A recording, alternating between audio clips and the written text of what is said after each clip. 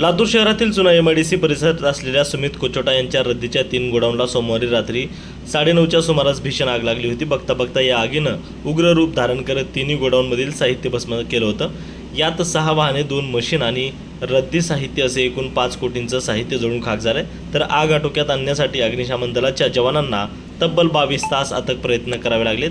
ही आग विझवण्यासाठी 30 अग्निशमन दलाचे कर्मचारी अथक परिश्रम घेत असल्यामुळे आगीवर नियंत्रण मिळाले असून 1.5 लाख लिटर पाण्याचा वापर करावा लागल्याची माहिती अग्निशमन अधिकारी बापू जाधव यांनी दिली.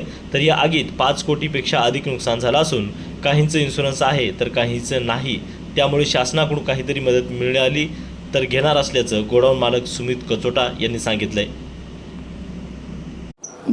काल सांगितल्याप्रमाणे की आपल्याला जो कॉल आला होता 8 तारखेच्या रात्री 10 वाजता कॉल आला होता.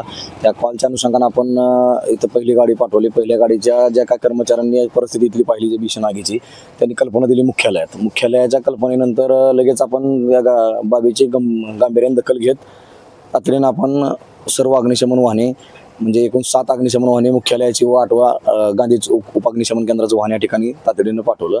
त्यानंतर प्रत्यक्षपणे पाहिले असता येऊन की 3 शटरला आग दिसून आली. तर वेगवेगळ्या ठिकाणी गाड्या लावून 2 सहकारी साखर कारखान्याच्या, एक औसा नगर परिषदेची अशा गाड्या यांची मदत घेऊन 6 गाड्या स्थित ठेवल्या व अन्य ज्या काही 4-5 गाड्या होत्या त्या गाड्याच्या पाणी घेऊन आपण या ठिकाणी 8 तारखेच्या 10 तारखेपासून साधारणपणे 16 तास कंटिन्यू पाण्याचा वापर करून दिलेला. आता आजच्या दिवशी किंवा आत्तापर्यंत सध्या कुलिंगचं कामकाज सुरू आहे. या आगीवर एकूण साधारणपणे आपले 30 जवान कार्यरत आहेत. आता मागील काही तासापासून आपण शिफ्टनुसार कर्मचारी 2 गाड्या इथं स्टँड बाय ठेवल्यात जे कुलिंगचं कामकाज करत आहेत. वेगवेगळ्या सकाळची पाळी, दुसरी पाळी, तिसरी पाळी असे कर्मचारी ठेवून आपण कुलिंगचं कामकाज सध्या सुरू आहे आपलं.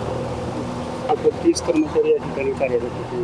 जवळपास 18 ते 22 तास त्यांनी आता परिश्रम केलेला आहे. आणि अशा परिस्थितीमध्ये एवढी कठीण आग होती त्यावेळी अग्निशमन दलाचे कर्मचारी जे आहेत ते आतमध्ये पोहोचून सगळं त्यांनी कामकाज केलं. अंदाजे किती लिटर पाणी या ठिकाणी वापरण्यात आलेलं आहे, किती गाड्या वापरण्यात आल्या आणि कर्मचाऱ्यांची मेहनत कशी?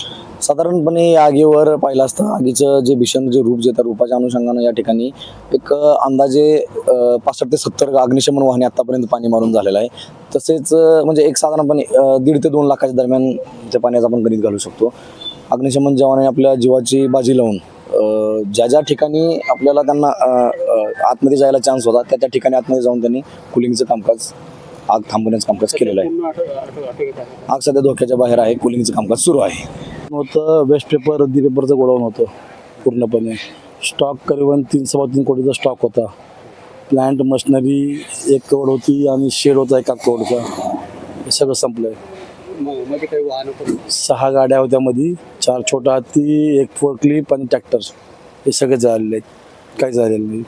अंदाजे किती तास ही आग चालली होती? ही अजूनही चालूच आहे. आता जवळजवळ 24 घंटेच्या वर होऊन गेलेत, अजूनही चालूच आहे. आटोक्यात आहे, धोक्याचं काही कारण नाही, पण चालूच आहे. काही इन्शुरन्स वगैरे आहेत, काही गोष्टीचे आहेत इन्शुरन्स, काही गोष्टीचे नाहीत. गाड्यांचे इन्शुरन्स नाहीत, बाकीचे जे आहेत ते कंटिन्यू चालू आहेत. परताव्यासाठी काय शासन मदत घेणार आहे? अजून तर शासनाचा काही कुठून फोन नाही की परताव्यासाठी काही मदत करू म्हणून. तुम्ही मदत मागणार आहे शासनाला? शासनाने दिली तर घ्यावी.